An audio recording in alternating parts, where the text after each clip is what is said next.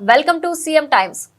శ్రీకాళహస్తీశ్వర స్వామి వారి దేవస్థానానికి స్వర్ణదాత మరియు నెల్లూరు పార్లమెంట్ సభ్యులు వేమిరెడ్డి ప్రభాకర్ రెడ్డి మరియు వారి సతీమణి శ్రీమతి వేమిరెడ్డి ప్రశాంతి రెడ్డి ఎమ్మెల్యే కొవ్వూరు ఈ రోజు శ్రీకాళహస్తీశ్వర స్వామి వారి దర్శనార్థం ఇచ్చేసి ఉన్నారు.